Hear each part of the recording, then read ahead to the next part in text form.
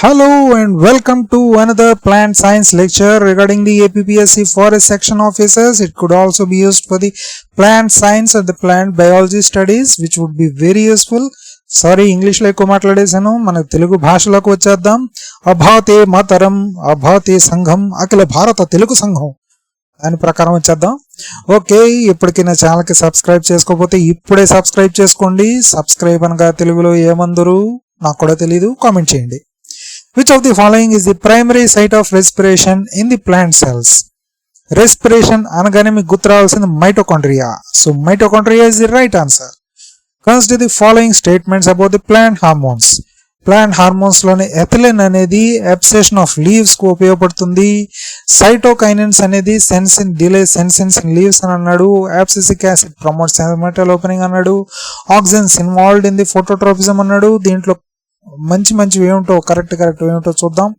Cytokinins delay senescence in leaves. Senescence అంటే matured vegetation, ఎర్లీగా maturity స్టేజ్కి వచ్చేయడం వలన దాంట్లో గ్రోత్ అనేది అయిపోతూ ఉంటుంది. సో ఈ గ్రోత్ అనేది కంటిన్యూ అయ్యేలాగా ఈ గ్రోత్ స్టేజ్ ఇంకా కంటిన్యూ అవ్వడానికి పొడిగించడానికి సైటోకైనిన్స్ అనేది ఉపయోగపడతాయి. So B is the right answer. And oxygens are involved in the phototropism. Phototropism is nothing but building with the help of light. So oxygens anedi they promote the growth which involve the phototropism. Yes, which build with the help of light, and it is right. So B anedi D anedi right. And abscisic acid anedi ప్రప్రథమంగా దేనికి ఉపయోగపడుతుందంటే for increasing the dormancy of the seeds. Seeds germinate అవ్వకుండా ఉండడం కోసం, seeds డార్మెన్సీని పెంచడం కోసం abscisic acid అనేది ఉపయోగపడుతుంది. Ethylene is mainly useful for the ఏమని చెప్పగలుగుతారు దాన్ని, for the fruit ripening purpose. Ethylene అనేది ఫ్రూట్ రైపనింగ్ పర్పస్ అనేది ఉపయోగపడుతూ ఉంటుంది. సో ఈ విధంగా చూసుకుంటే కనుక ఏవేవి రైట్ ఆన్సర్స్ అన్నది మనం చెప్తే కనుక దీంట్లో వచ్చేసరికి first one ethylene promotes abscission of leaves, నిజమే కరెక్టే. And second one cytokinins delay and senescence in leaves, అది కూడా కరెక్టే. బట్ అబ్సిసిక్ యాసిడ్ అనేది promotes stomatal closure, they do not promote stomatal opening. Abscisic acid అనేది they promote the stomatal closure not opening. So ఇది తప్పు answer. A అనేది right answer. So 1, 2 and 4 are the right answers. So B is the right option. Next స్టొమాటో వచ్చేసరికి ఏంటి, అది వచ్చేసరికి మెయిన్గా gas ఎక్స్చేంజ్కి ఉపయోగపడుతూ ఉంటుంది. So A is 2.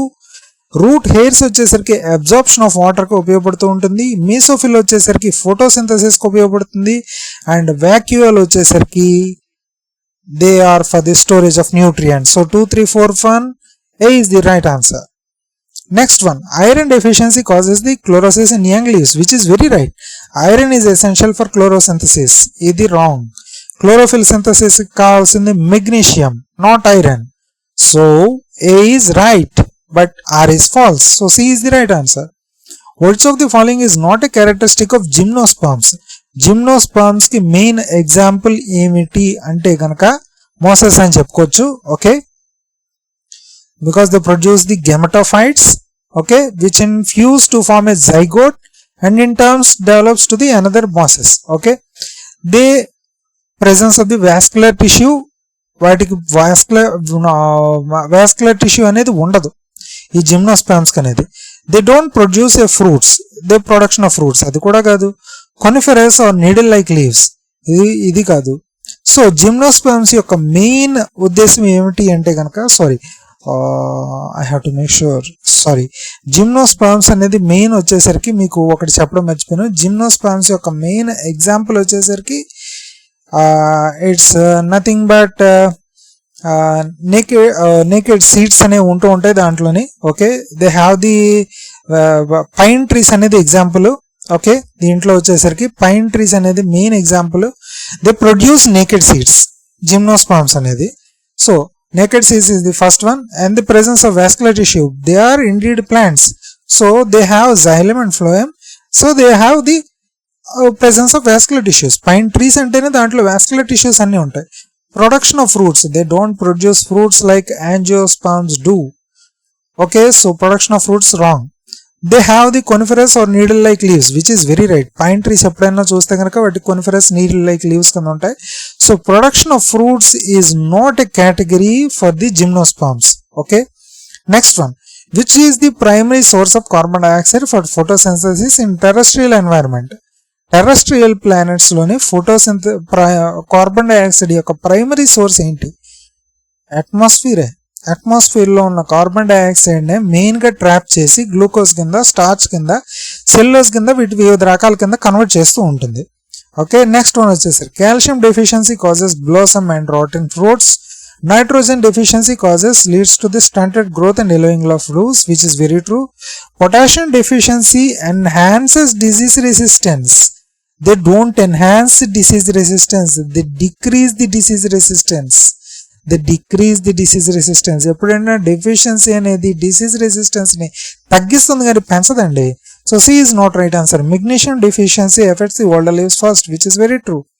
Calcium deficiency causes blossom and rotten fruits, which is very true. So 1, 2 and 4 are the right answer. Okay, next one, respiration అని ఎప్పుడు చెప్పినా సరే వెంటనే మైటోకాండ్రియా అని పెట్టండి. ఓకే, ఫోటోసింథసిస్ వచ్చేసరికి మెయిన్ గా జరిగేది క్లోరోప్లాస్ట్, అది మీకు ఆల్రెడీ తెలుసు. ప్రోటీన్ సింథసిస్ ఎప్పుడు కూడా రైబోసోమ్స్ దగ్గర జరుగుతూ ఉంటుంది. లిపిడ్ సింథసిస్ వచ్చేసరికి ఎండోప్లాస్మిక్ రెక్టిక్యులం దగ్గర జరుగుతూ ఉంటుంది. So 2, 1, 3, 4 A is the right answer.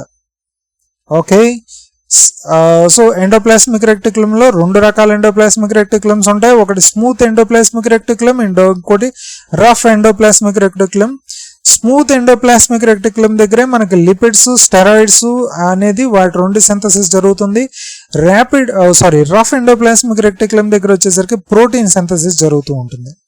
Next one, Calvin cycle occurs in the stroma of the chloroplast.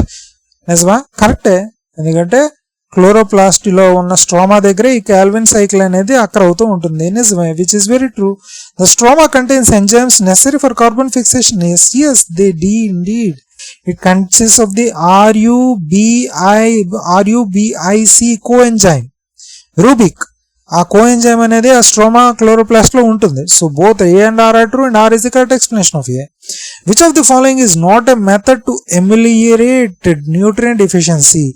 Ameliorate అంటే ఏదన్నా ఒక పరిస్థితిని ఇంప్రూవ్ చేయడం, improve in a positive way.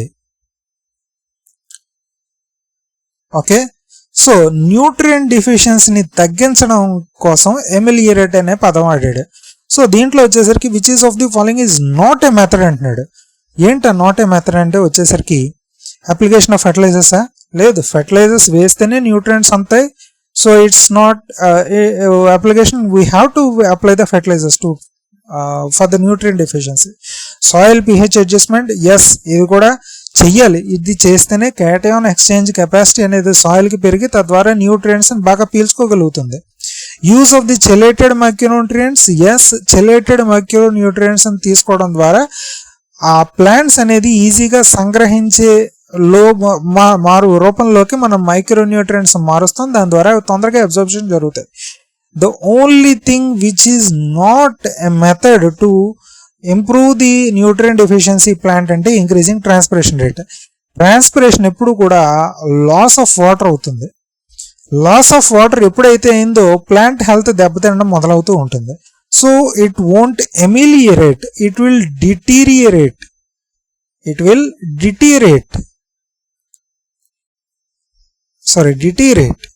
Okay, not ameliorate the nutrient deficiency. So increasing transpiration rate is not a method. So ఇప్పటిదాకా నా video explanation ఇవన్నీ నచ్చినట్టయితే ఖచ్చితంగా నా ఛానల్కి సబ్స్క్రైబ్ అవ్వండి. మీ ఫ్రెండ్స్కి కూడా సబ్స్క్రైబ్ చేయమని చెప్పండి. ఇతర ఛానల్స్ లాగా మొబైల్ నెంబర్ ఇచ్చి వాటి ఫోన్ చేయండి, మీకు PDF మెటీరియల్స్ పంపించడం జరుగుతుంది. డబ్బులు కట్టండి లేదా యాప్ డౌన్లోడ్ చేసుకోండి, దాంట్లో కూడా డబ్బులు కట్టండి. అటువంటివి చెదారం ఏమీ ఉండదు. ఓపెన్ సోర్స్ ప్లాట్ఫామ్ యూట్యూబ్లో మీకు పెట్టడం జరుగుతూ ఉంటుంది. చక్కగా కూడా మీరు ఎప్పుడు పడితే అప్పుడు వీడియోస్ ఎన్నిసార్లు పడితే ఎన్నిసార్లు యాక్సెస్ చేసుకోవచ్చు. సో నా ఛానల్ని సబ్స్క్రైబ్ చేయండి, మీ ఫ్రెండ్స్ కూడా షేర్ చేయండి, వాళ్ళని కూడా సబ్స్క్రైబ్ చేయమని చెప్పండి. Thank you so much. Bye bye. జై హింద్.